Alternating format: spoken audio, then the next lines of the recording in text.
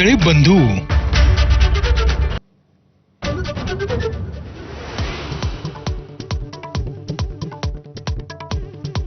कर्जमाफीसाठी 31 तासानंतरही बच्चू कडूंचं आंदोलन सुरूच. नागपूरला छावणीचं स्वरूप. शेतकरी नेते उपराजधानीत एकवटले. आंदोलकांकडून काही काळ रेल रोको.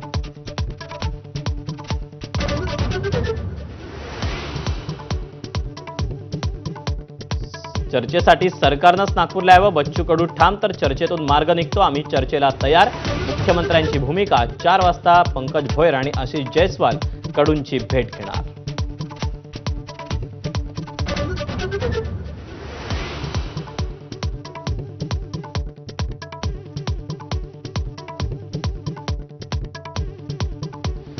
दोन दिवसात बावनकुळेंचा भ्रष्टाचार बाहेर काढणार. संजय राऊतांचा इशारा. बावनकुळेंची संपत्ती विकली तरी कर्जमाफी होईल. राऊतांचा टोला.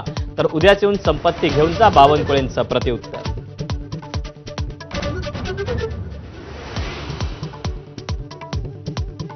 मतदार यादीतील घोळ, ईव्हीएम याबाबत राज ठाकरे उद्या सादरीकरण करणार. लावरे तो व्हिडिओ करत राज ठाकरे करणार आयोगाची पोलखोल.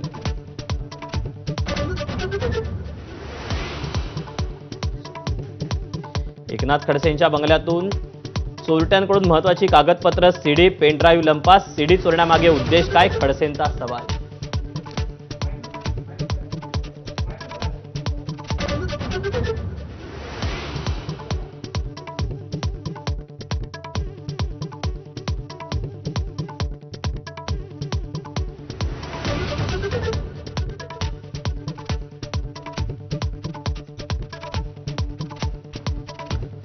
फलटणमधील आत्महत्या केलेल्या महिला डॉक्टरचं हॉटेलमध्ये जातानाचा सीसीटीव्ही समोर. याच हॉटेलमध्ये महिला डॉक्टरची आत्महत्या.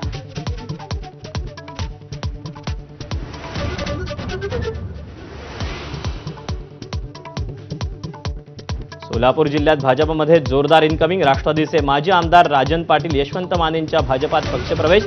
तर मोहोळ आणि माढा तालुक्यातील अनेक पदाधिकारीही भाजपात.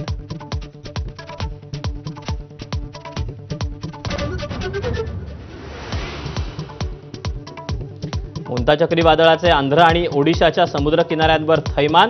आतापर्यंत 3घांचा मृत्यू. हजारो लोकांना सुरक्षित स्थळी हलवलं. ताशी 100 किलोमीटर वेगानं वारे वाहत असल्याची माहिती.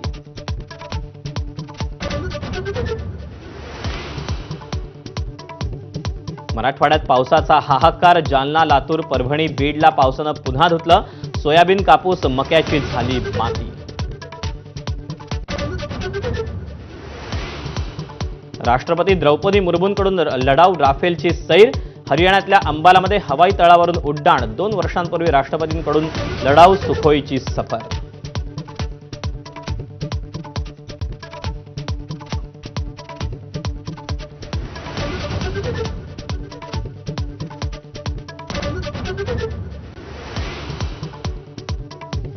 नमस्कार, मी दीपक पळसू.